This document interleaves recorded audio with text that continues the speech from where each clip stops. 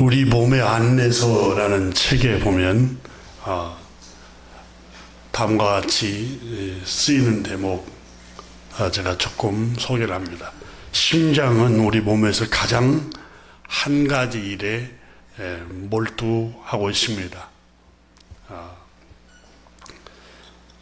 1초에 한 번 남짓 하루에 약 10만 번, 평생에 35억 번을 심장이 뛰면서 온 몸으로 피를 공급을 한다. 그리고 이 고동은 부드러운 밀어내기가 아니라 대동맥이 만약 잘린다면 피가 3m까지 솟구치는 그 힘으로 수축을 하고 이완을 시킨다. 그렇게 쉴 새 없이 일을 하고 있는 점을 생각할 때 대부분의 심장이 그토록 오랫동안 일을 한다는 것 자체가 기적이 아닐 수가 없다. 우리는 과학자가 아니기 때문에 잘 모르는데 이 과학자들은 아마 우리 심장이 계속해서 우리 자고 있을 때도 일을 쉬지 않고 하고 있는 걸 보면은 이게 기적이라는 거예요. 생명 자체가. 4시간마다 약 260리터의 피를 품어낸다. 그리고 하루에 6,240리터를 피를 이렇게 심장에서 품어낸다고 합니다. 그래서 심장에서 품어낸 피가 온 몸에 다 곳곳에 보내게 되는데, 그래서 이 피가 싣고 나르는 게 에너지뿐만 아니라 산소를 온 몸에 다 싣고 공급을 한다는 것이다. 심장은 발보다 약 1.2m 높이에 있으므로 피를 돌아오도록 하려면 많은 중력을 극복해야 하는데, 관에 물을 1.2m 높이까지 밀어 올릴 수 있는 자목만한 크기의 펌프를 세게 누른다고 한번 생각해 보라. 이제 그 일을 1초에 한 번씩 수십 년 동안 멈추지 않고, 그렇죠? 일생 멈추지 않고 계속 하면서도 피곤함을 느끼지 못한다고 상상을 해보라. 얼마나 신비로운가. 심장이 평생 동안 하는 일이 1톤짜리 물건을 240km 높이까지 들어 올린다고 한다. 계산해 보면은 심장 정지는 심장이 아예 멈출 때 일어나는데, 심장이 펌프질을 멈추면 뇌에 산소가 공급되지 않아서 즉시 의식을 잃어버린다. 이렇게 과학자들은 말하고 있습니다. 그러니까 이 심장이 우리 뇌에 산소를 혈관에 피를 통해서 운반을 해주는가 봐요. 그래서 심장이 약하면 우리 몸이 건강하지 못한 것 같아요. 이미 권사님 가운데 심장이 약해서 먼저 주님 나라 가신 권사님도 계십니다. 저도 심장이 그렇게 강하지를 못해서 맥박이 이렇게 심장 펌프질하는 게 56에서 58 이렇게 돼서 아마 제 손을 잡고 나가신 분마다 왜 이렇게 손이 차시냐고, 왜 얼음장처럼 목사님 손이 차냐고 자꾸 그러실 거예요. 근데 유전이 그런답니다. 유전이. 그래서 이렇게 심장이 좀 약한 편이죠. 이 심장이 약하니까 심장의 펌프질이 이렇게 잘 안 되고 그러면 뇌산소가 부족해서 이렇게 두통이 옵니다. 두통이. 머리가 막지가 않고. 예, 제가 그런 경향이 있어서 몸을 계속 움직이지 않으면 피가 공급이 잘 안 되는 경우가 있습니다. 면역학자인 마이클 킨칭이라는 분은 이렇게 말했습니다. 심장병은 해마다 암, 독감, 폐암 사고에 따른 사망자들을 더한 그만큼 목숨을 앗아간다. 미국인 중에 3분의 1은 심장병으로 사망한다고 합니다. 3분의 1이. 150만 명 이상 심근경색이나 뇌졸중에 미국에서 1년에 걸린다고 하는데, 이 심장에 해로운 그 음식을 여러분이 한번 검색을 해보시기 바랍니다. 그러니까 미국인들이 패스트푸드, 이게 심장을 가장 약화시키고, 또 이 튀김 음식, 튀김이 기름이 심장을 약화를 시킨다고 과학자들은 말을 합니다.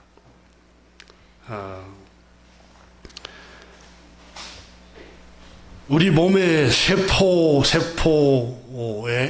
산소를 공급하는 게 혈액인데, 이 혈액을 온 몸에 펌프질해서 공급하는 게 심장이라고 하는 거예요. 심장이 우리 기계로 말하면 기관입니다. 기관. 강력한 기관이 역할을 하는데, 우리 몸에 피를 통해서 이렇게 산소를 공급하고 에너지를 공급하는데, 피는 우리 몸에 호르몬을 조절할 뿐만 아니라 호르몬을 또 필요한 부분, 화학물질과 노폐물을 운반하고 병원체를 추적하여 죽이기도 하고, 가장 필요한 부위로 산소를 더 많이 보내고, 피가 감정을 알리기도 하고, 이를테면 당황하거나 화가 났을 때 얼굴에 붉어지잖아요. 피가 그 사람이 지금 감정이 어떤 상태인가를 금방 나타내 보여주고, 겁이 날 때, 겁에 질릴 때는 시퍼러지잖아요, 입술이.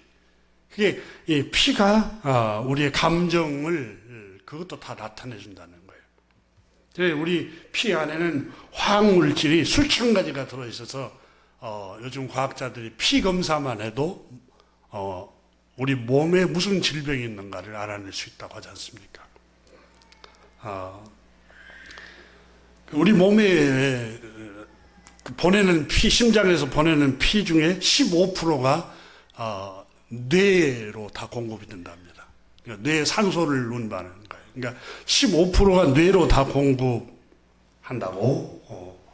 20%는 콩팥으로 가고,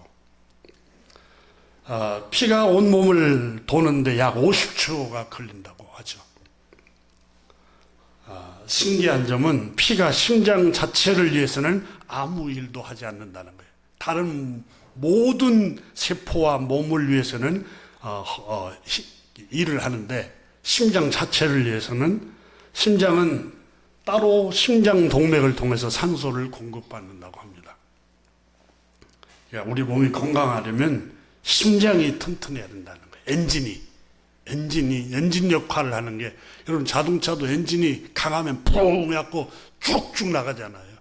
우리 몸도 심장이 튼튼해야 된다는 거. 이 심장이 튼튼해야 산소를 원활하게 공급을 받을 수 있다라고 이렇게 책에 적었습니다. 그래서 여러분 맑은 그 산에나 공기가 청정한 산이나 바다나, 이 바다에는 플랑크톤이 많이 나와서 플랑크톤 자체가 산소를 다 품어낸다고 하잖아요. 나무에서도 산소 품어내고, 그래서 바다 가면 시원하고 맑고, 숲에 들어가면은 산소, 그걸 호흡기를 통해 심장을 통해서 온몸에 전달을 해준, 그래서 건강해진다고 말을 하고 있습니다. 그래서 심장에서 펌프질을 잘 해줄 수 있는 거예요. 여러분 심장이 강해지는 게 운동이라고 그러지 않습니까? 물론 몇 가지 필수적인 것들이 있습니다. 여러분 뭐든지 심장이 힘이 있으려면은 에너지가 필요하잖아요. 힘이 필요해요. 힘은 어디서 나와요? 잘 먹어야 돼요. 여러분 요즘 다이어트 하는데 그래서 여러분 몸이 약화되고 면역력이 약해져서 노화도 빨리 진행이 되고 우울증도 빨리 오는 거예요. 그건 잘 먹고 잘 사는 사람들이 하는 말이에요. 우리처럼 서민들은 잘 먹어야 돼요. 예? 잘 잡수셔야 된다고요. 우리처럼 서민들은 잘 먹은들 얼마나 잘 먹겠어요. 우리가 잘 잡수셔야 돼요. 잘 잡수셔. 뭐 다이어트 한다가 몸매 관련 몸매는 무슨 몸매요? 건강해야지. 그러잖아요. 우리가 40대가 넘으면은 이제 건강에 신경을 써야지 무슨 몸매가 건강을 뭐 밥을 먹여줍니까? 뭐 합니까? 몸매 좋아하고 병원에서 이렇게 누워갖고 있으면 무슨 소용이 있겠어요? 잘 잡수세요. 받아서 합시다. 잘 먹읍시다.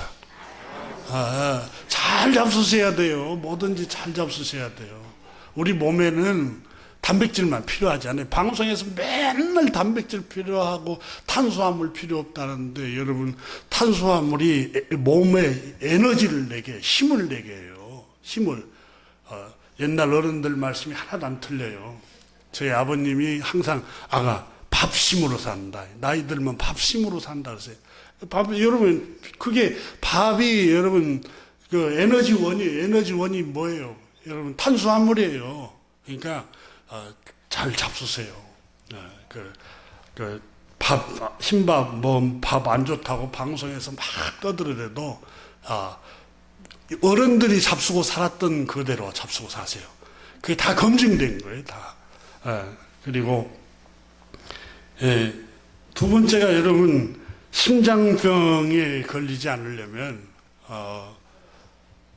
잠을 잘 주무셔야 돼요, 잠을. 과학자들은 말합니다. 심장 발작, 또 심장병이 일어나는 원인 중에 하나가 수면을 제대로 취하지 못해서인다. 잘 주무셔야 돼요. 잘 주무시고, 또 하나는, 여러분, 심장의 펌프질을 언제 이렇게 세게 합니까? 이렇게. 맥박이 열심히 뛰고 심장이 뛸 때는 달리기 하거나 심한 노동하거나 운동할 때 그러잖아요. 그래서 운동을 꾸준히 하셔야 돼요. 내가 일주일 전에 엄청 많이 했어요.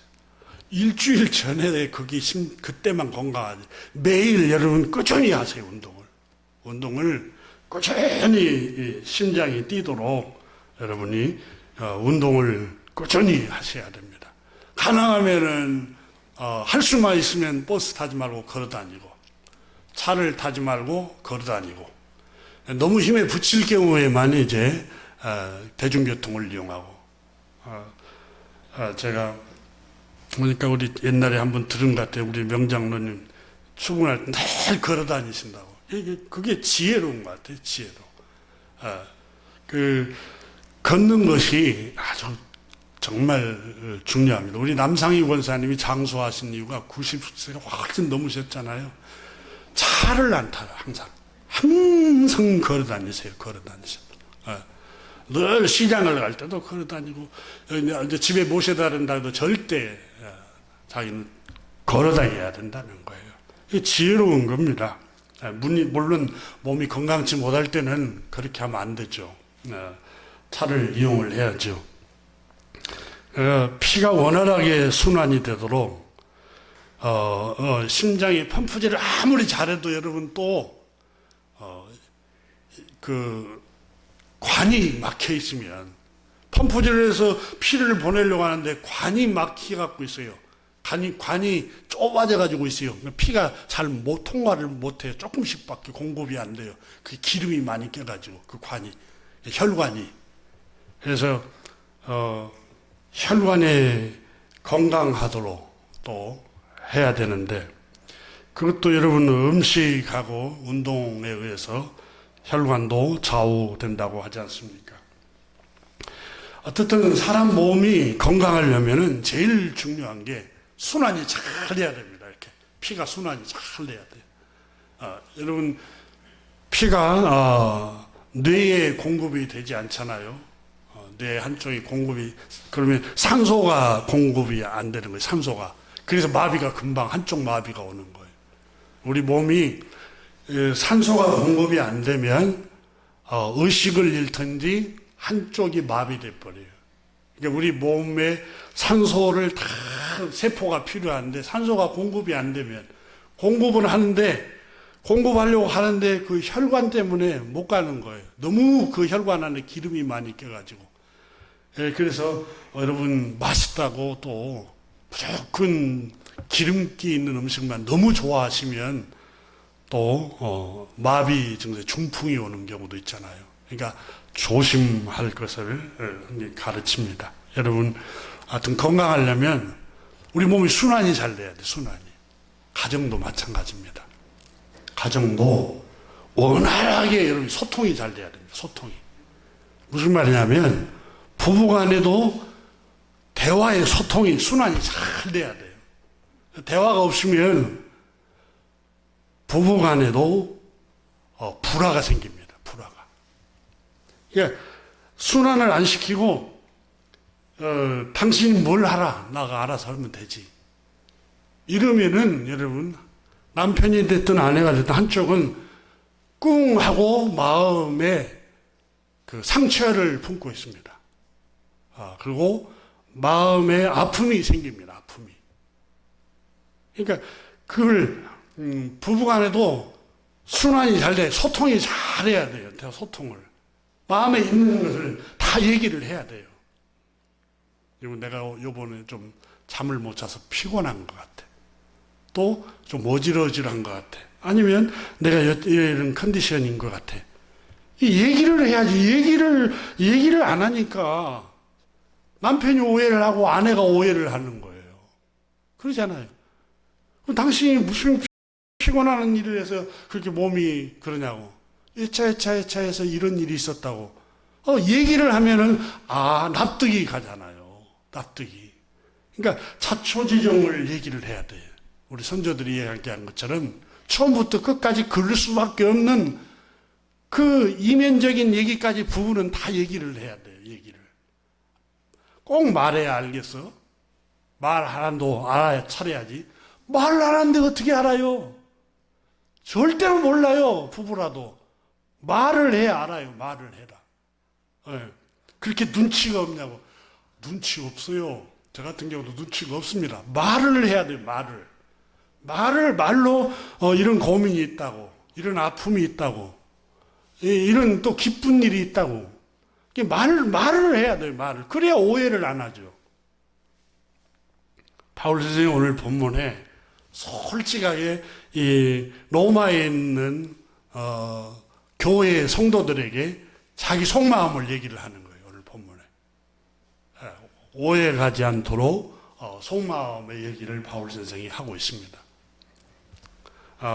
바울 선생은 오늘 본문 말씀 15장, 물론 1장에서부터 계속 강조해 오고 있습니다만은, 나는, 복음을, 예수 그리스도의 구원의 소식, 기쁨의 소식을, 듣지 못한 이방인들, 그러니까, 이 말씀을 한 번도 들어보지 못한 불신자들, 이방인들에게 나는 복음을 전하는 것이 나의 하나님께서 나에게 주신 부르신 이유고 소명입니다. 이렇게 말해요. 그럼 여러분 오해할 수 있겠잖아요. 왜 이 바울 목사님은 자꾸 이미 믿은 성도들한테는 관심이 없고 믿음이 전혀 없는 성도들에게만 더 관심을 쏟는데 왜 그래 도대체? 오해할 수 있잖아요. 근데 바울 선생님은 그 얘기를 하고 있습니다. 이미 예수님을 구주로 영접한 사람은 장성한 사람이라는 거예요. 내가 관심을 갖지 않아도 그들은 믿음을 유지할 수 있고 강한 믿음을 가질 수 있으니까 나는 복음을 전혀 듣지 못한 이교도들, 불신자들은 복음을 구원의 소식, 기쁨의 소식을 알지 못한 사람들에게 이 기쁨의 소식을 나는 전하기를 원합니다. 이미 복음이 전파된 곳, 이미 다른 사람이 건축하려고 기초를 닦아놓은 그 복음이 이미 기초로 복음이 전해지는 그곳에는 나는 복음을 그 사람들에게는 그러니까 그걸 전하는 게 나의 사명이 아니고 나는 불신자들에게 복음을 듣지 못한 사람들에게 복음을 전하는 것이 하나님께서 나에게 주신 사명입니다. 이렇게 말씀을 하고 있는 겁니다. 그럼 바울 선생이 여러분 20절에서 그 얘기 하잖아요. 또 내가 그리스도의 이름을 부르는 곳에 복음을 전하지 않기를 힘썼느니 그랬잖아요. 이미 그리스도를 알고 있어요. 예수님의 구원의 소식을 알고 있어요. 예수님의 기쁨의 소식, 구원의 소식을 다 들었어요. 그리고 예수님을 영접했어요. 근데 그 사람들에게는 내가 복음을 그 사람들을 대상으로 해서 전하는 게 아니라 나는 주의 소식을 받지 못한 사람들, 21절에 성경에 기록한 것처럼 주의 소식을 받지 못하는 사람들이 볼 수 있도록, 듣지 못한 사람들을 깨달을 수 있도록 나는 그들에게 복음을 전하는 것이 나의 사명입니다. 이미 로마에 있는 형제 여러분, 여러분에게는 교회가 세워졌고 복음이 전파되었는데 나는 여러분에게 방문하려고 여러 번 했지만 내가 안 간 이유는 여러 가지 있지만은 그 중에 하나가 복음을 전혀 구원의 소식을 알지 못하고 안타까워 있는 사람들, 그들에게 복음을 내가 전하는 것이 먼저의 사명입니다. 그 얘기를 하고 있는 겁니다. 그러면서 22절을 보면은 그러므로 또한 내가 너에게 가려던 것이 여러 번 막혔더니 그 외에 내가 여러분에게 가려고 했지만 막혔었습니다 라고 고백을 하고 있습니다. 여러분, 우리가 여기서 또 오해하지 말아야 할 게 있어요. 그럼 이미 복음을 듣고 예수님을 구주로 영접하고 기쁨의 소식, 구원의 소식을 알고 있는 사람들에게는 말씀 전할 필요가 없다는 것이냐? 그렇지 않습니다. 바울 선생이 받은 사명은 전혀 복음을 듣지 못하고 복음을 알지 못하는 사람, 구원의 소식을 알지 못하는 그들에게 전하는 것이 나에게 하나님이 부르신 사명입니다 라는 점을 강조하고 있는 겁니다.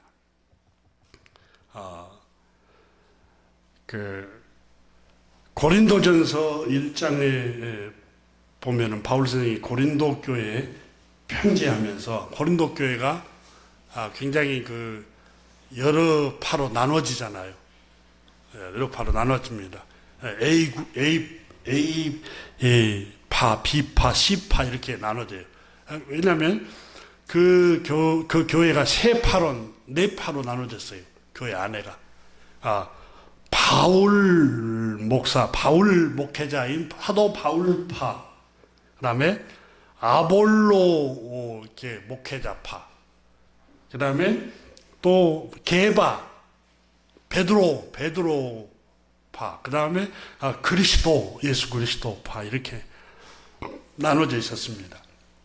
오늘날도 여러분, 우리 한국교회, 장로교, 순복음교회, 침려교회, 성결교회 이렇게 나눠져 있듯이 나눠져 있었던 게 사실이에요. 근데 이 고린도 교회가 그것 때문에 서로 누가 옳으냐, 수제자가 게바, 베드로에게 가르침을 받아야 진짜지. 아니 바울 선생에게 가르침을 받아야 진짜 아닌가, 신앙생활이. 아니야. 성경에 능통한 아볼로라는 목회자에게 목양을 받아야 진짜지. 이렇게 서로 각각 주장을 하고 거기에 나누어져 있었습니다. 바울 선생이 그걸 알면서 고린도전서 3장 4절에 이렇게, 고린도전서 1장에서 이렇게 말합니다. 1장 12절, 11절, 12절에 보면 내 형제들아 근로의 지편으로 너희에게 대한 말이 내게 들리니 아마 근로에라는 사람을 통해서 바울 선생이 고린도 교회에 지금 현상을 전해줬는가 봐요. 편지로. 근데 곧 너희 가운데 분쟁이 있다는 것을 내가 들었다. 내가 이것을 너에게 말하거니와 너희가 각각 이르되 나는 바울에게, 나는 아볼로에게, 나는 게바에게, 나는 그리스도에게 속한 자라 한다는 것인데 그리스도께서 어찌 나뉘었느냐? 그러잖아요. 그리스도는 하나가 되기를 요한복음 17장에 기도했잖아요. 바울파라고 너희들이 우월감에 빠져 있는데 바울이 너희를 위하여 십자가에 못 박힌 적이 있느냐? 바울이 너희 죄를 위해서 십자가에 못 박힌 적이 있느냐? 우리 구주 예수 그리스도 그분이 우리를 위해서 십자가에 피 흘려 대속의 죽음을 죽으신 분 아니냐? 무슨 바울에게 파냐? 바울파고 게파가 어디 있느냐? 게바파가 어디 있고 아볼로파가 어디 있느냐? 그래서 고린도서 3장에 가보면 3장 5절에 그런즉 아볼로는 무엇이며 바울은 무엇이냐?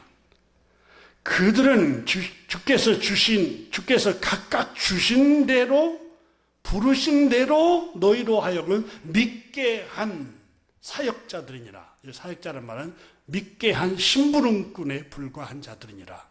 정확한 번역이 그렇습니다.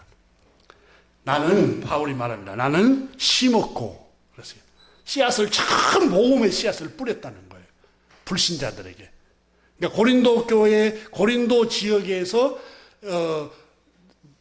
구원의 소식, 기쁨의 소식을 전혀 알지 못한 그 사람들, 이방인들에게 난 참 복음의 씨앗을 떨어뜨린 사람입니다.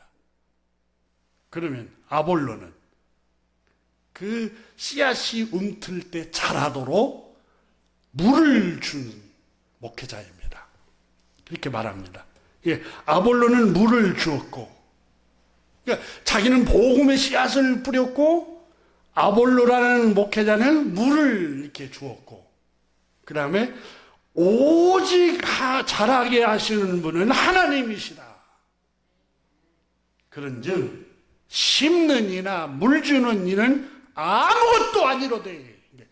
바울이나 아볼로, 성경에 능통한 아볼로라는 목회자나 아무것도 아니거니와 오직 자라게 하시는 일은 창조주 하나님 한 분이시다.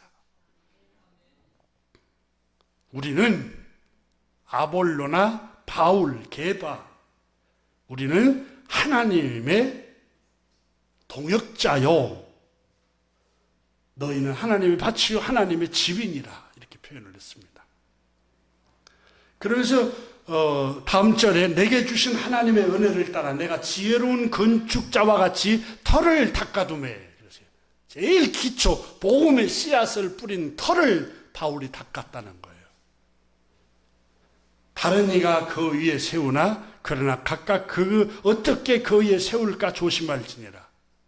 다른 사람이 와서 복음의 씨앗을 뿌린 그곳에 그들에게 물을 주고 이렇게 목회를 했지만 나는 씨앗을 이렇게 뿌렸던 사람이고 터를 닦아서 기초 터를 건축에 비유해서 터를 닦아둔 사람이에요. 근데 그걸 바울 선생이 오늘 로마서 15장에서 나는 다른 사람이 터를 닦아둔 곳에 나는 건물을 세우지 않는다.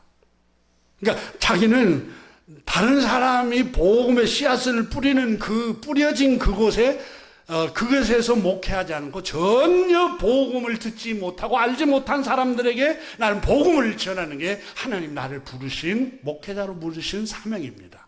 하지만 나와 같은 사명만이 진짜가 아니라 아볼로도 필요합니다. 고린도전서에는 그렇게 말합니다. 그러니까 우리가 여러분 불신자에게 복음 거기서만 전하고 믿는 사람에게 그 말씀 전하는 것은 헛것이야. 그렇지 않습니다. 다 각각 하나님이 부르신 사역이 다 다르다는 겁니다.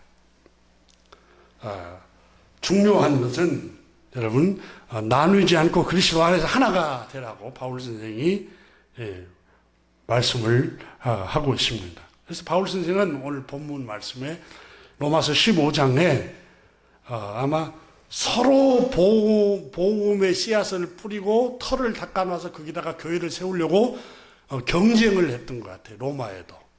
그럴 수밖에 없죠. 로마는 2000년 동안 여러분 한 제국이었습니다.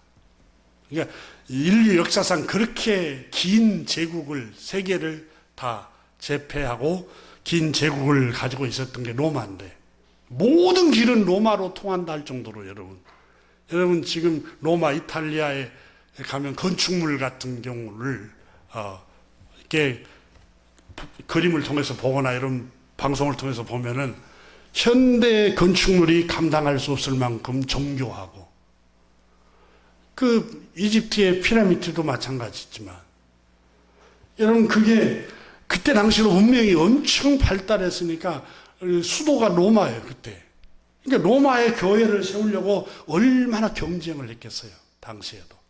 근데 바울 선생은 나는 경쟁하지 않습니다. 서로 그 로마에다가 그 건축 기초가 된 그곳에 교회를 세우려고 서로 경쟁하고 싸우고 시기하고 질투하고 있지만 나는 그렇지 않습니다. 나는 복음이 전파되지 않는 그 도시, 그 지역, 복음의 씨앗을 예수님의 구원의 소식을 한 번도 들어보지 않는 그곳에 가서 그들에게 영혼을 복음을 전해서 그들을 살리는 게 목적이지 이미 들었던 복음을 들었던 그리스도인이 있는 그곳에서 교회를 세워서 경쟁하고 나는 그게 내가 부르심의 사명이 아닙니다. 그 얘기를 하는 거예요.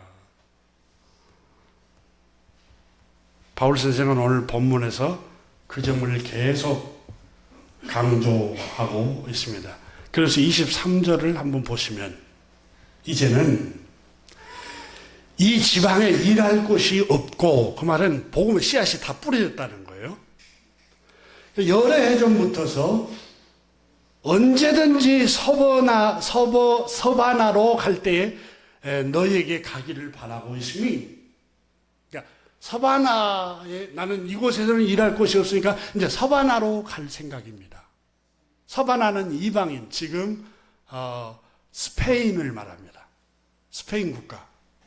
예수님의 구원의 소식을 한 번도 들어보지 못한 당시에 바울이 살고 있을 때 그러니까 들어보지 못한 그 지역에 가서 나는 복음의 씨앗을 뿌리려고 서바나로 갈 작정입니다.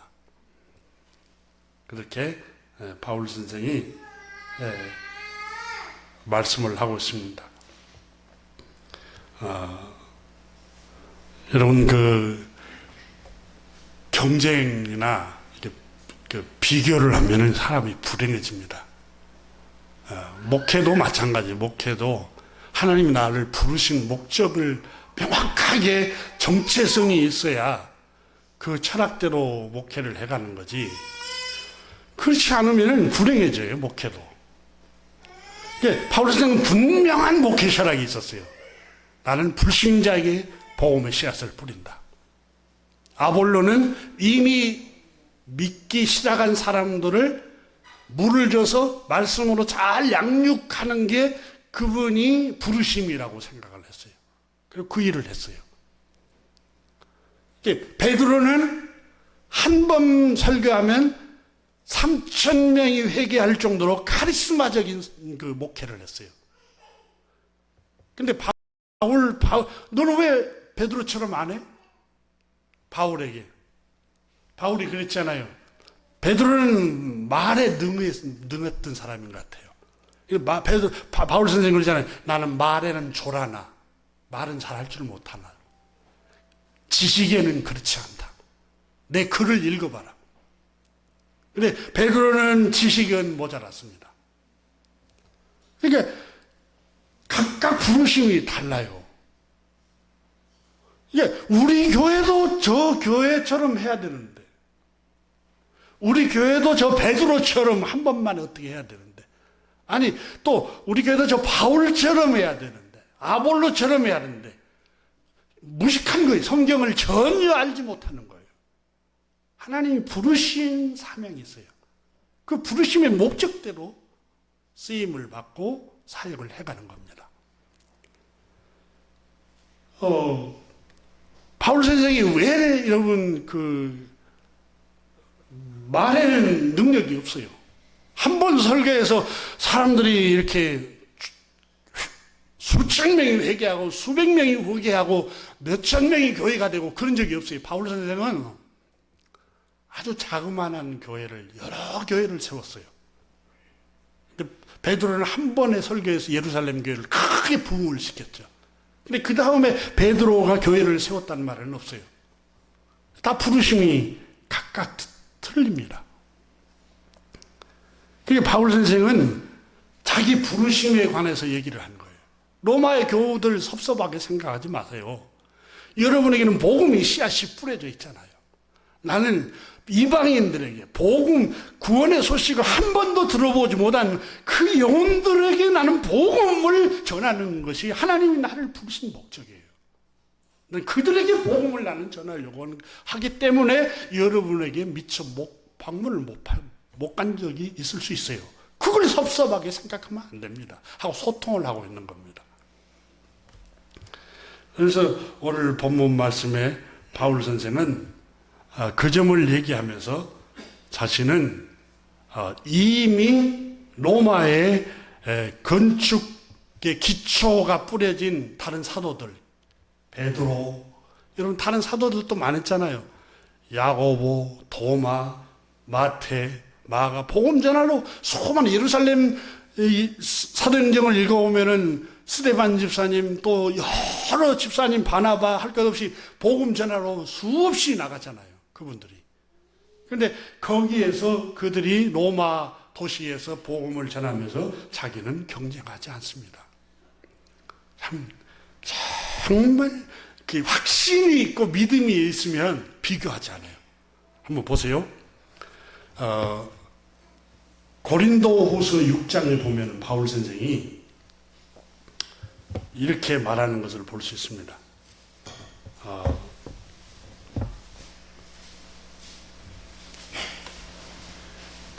바울 선생은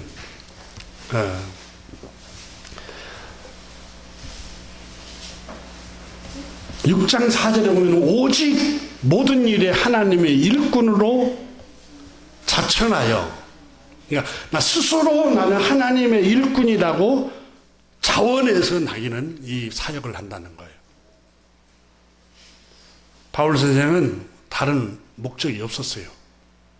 그래서 많이 견디는 것, 환난, 궁핍, 고난, 핍박을 받아서 매맞음, 갇힘, 난동, 수고로움, 자지 못하고 먹지 못한 것 가운데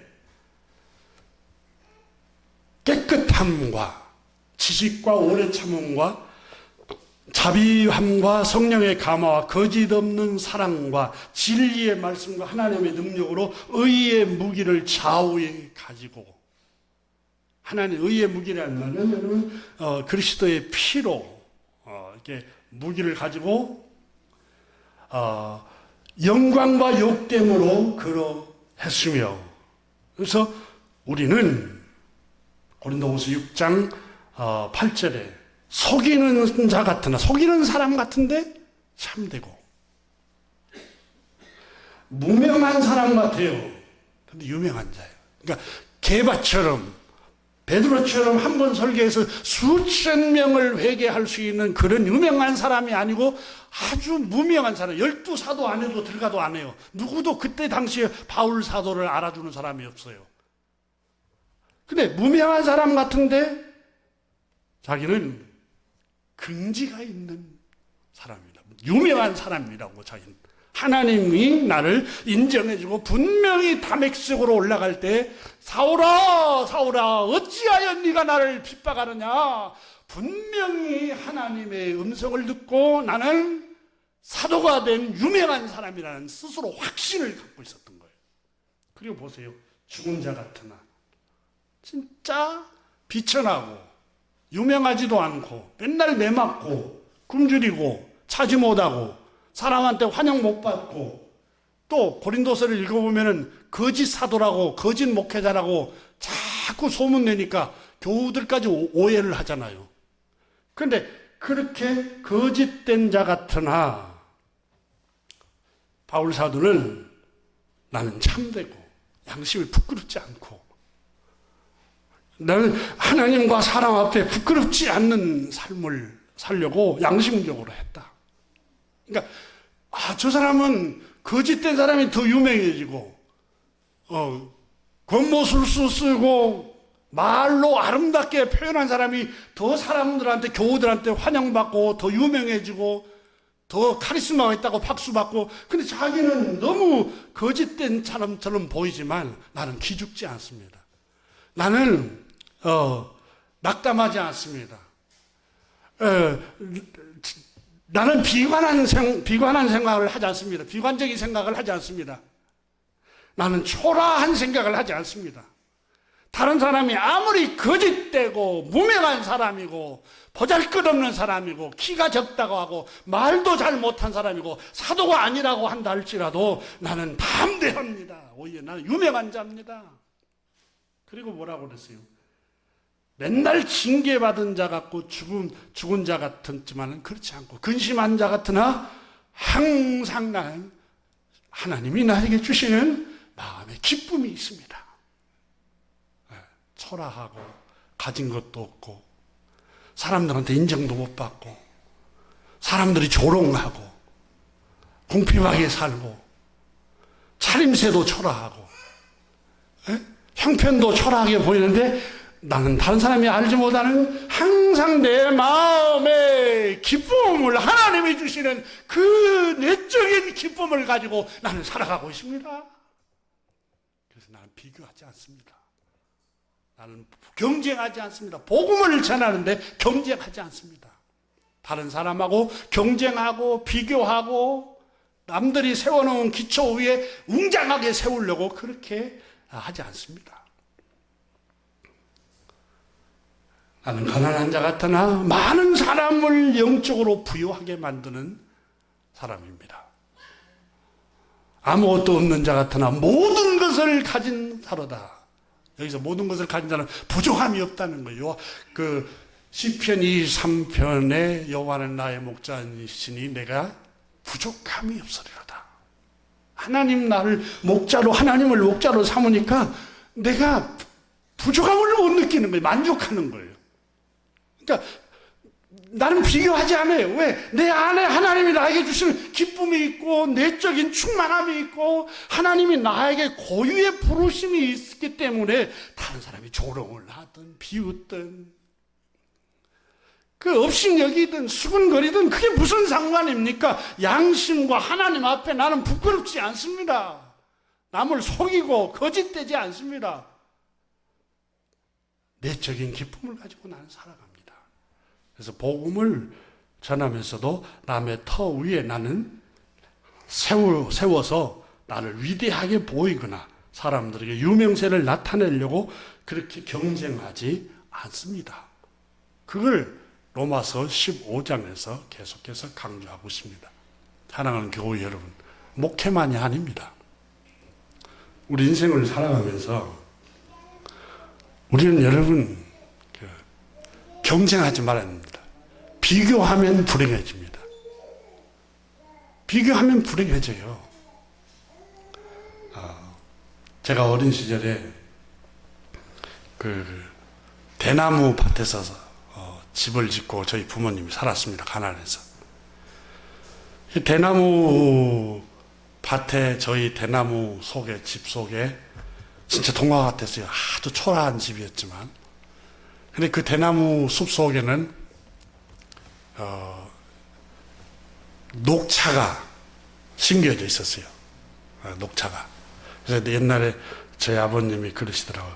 옛날 여기는 글을 읽은 사람들이 녹차가 그 불로초라는 것 때문에 장수식품이고 몸의 병을 그 면역력을 길러주기 때문에 이 녹차가 숨기어져 있는 그 마을은 글을 읽은 사람들이 그 옛날부터 살았던 데가 선조들이 그 얘기를 했단다. 그러면서 그때는 근성으로 듣고 그러면 녹차 밭에 녹차를 이렇게 따가지고 저희 아버님 평생 이렇게 마셨는데 그 아주 녹차가 여러분 그늘에서 자라는데 윤기도 없고 초라해요.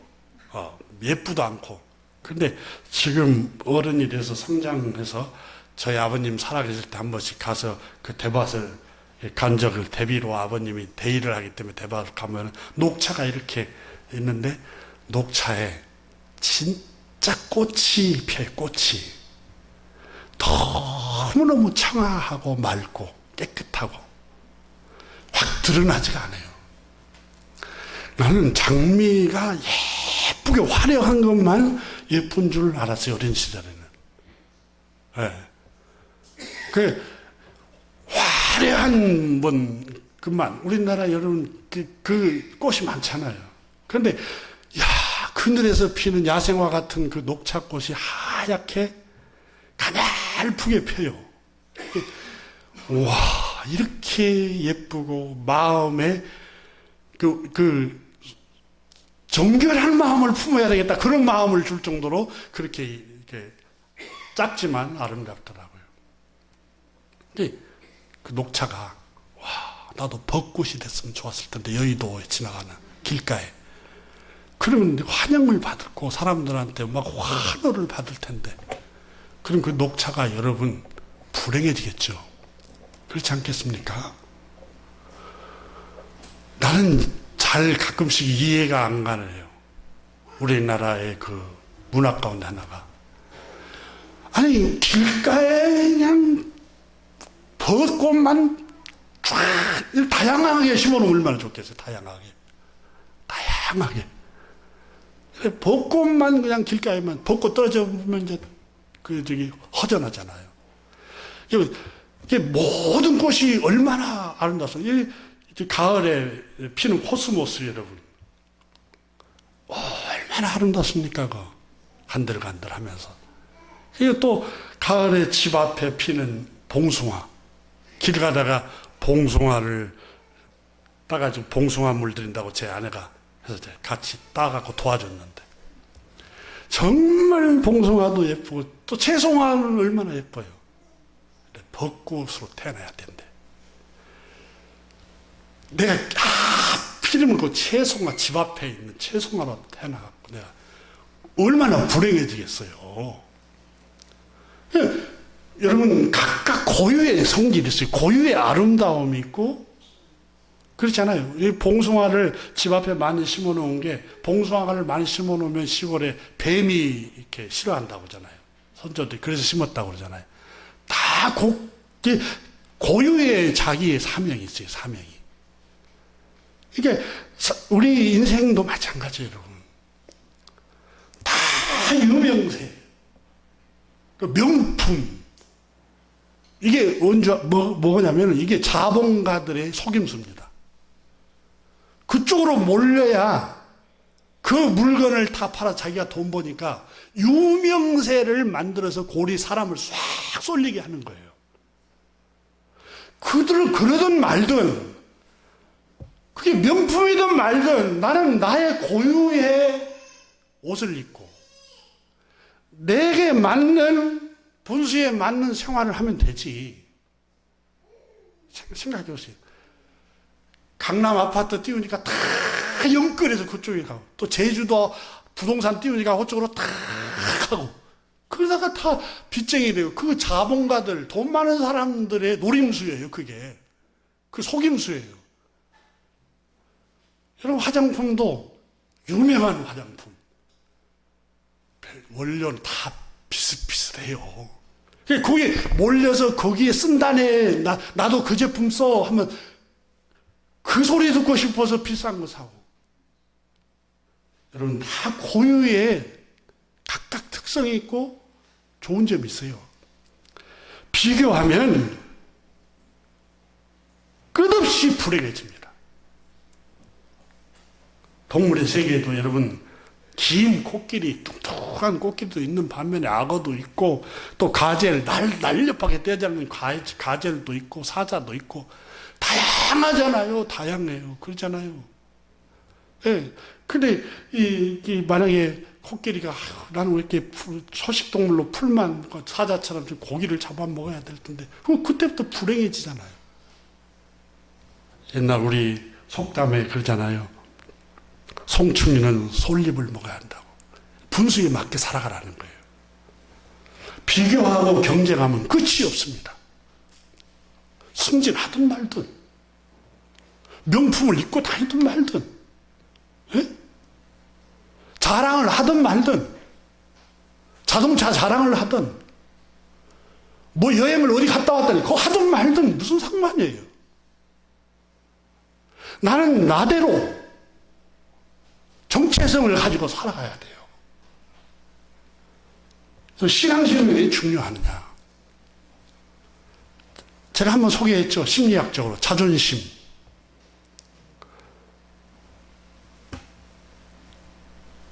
스스로 자차 존중할 존중자의 마음심자예요. 다른 사람이 나를 존중해 줄 때 내 가치가 있는 거. 이 자존심. 자존감, 여러분. 있을 자를 써요. 존재할 자자. 그러니까 자기가 존재하는 이유가 하나님께서 하나님 형상대로 너를 만들었어. 다른 사람이 나를 칭찬하고 상관없어요. 바울 선생님처럼 속이는 자 같다고 하고, 거짓 사도라고 말한 것 같고, 가난하다고 말하고, 보잘것없다고 말해도 무슨 상관이에요? 하나님이 너는 내 형상을 닮았어. 내가 너로 인하여 기쁨을 느끼지 못하고 있어. 너를 너무 사랑해서 내 아들을 십자가에 내어주고 너를 내 아들로 삼은 거야. 내 딸로 삼은 거야. 이사야서에 너는 보배롭고 존귀하여 내 손바닥에, 하나님 손바닥에 너를 새겼다 그랬어요. 네? 우리 존재감이, 우리 존재감, 우리 존재가 얼마나 귀해요. 명품 만들었다고 존재가 나락이 됩니까? 소유가 조금 모자랐다고 해서 다른 사람에 비해서 좀 모자랍니까? 절대 아니에요. 하나님께서 너를 너무 사랑해. 하나님 그러잖아요. 죽기까지 너를 사랑한다. 아들아, 딸아, 난 너를 사랑해. 아가서에 그러잖아요. 너를 사랑하여서 병이 났다. 병이 났다. 내가 사랑에 병 났다. 사랑에 병이 나서 내 아들을 세상에 보내서 너에게 하나님께서 말씀하시고, 하나님이 너 사랑해. 아들을 보내서 너에게 말씀하신다. 내가 여러분 노아가 되든 뭐가 되든 어떤 형편에 있든 하나님이 나를 사랑해요. 초라할 거 없어요. 비교하지 마세요. 하나님이 나를 사랑하신다는데.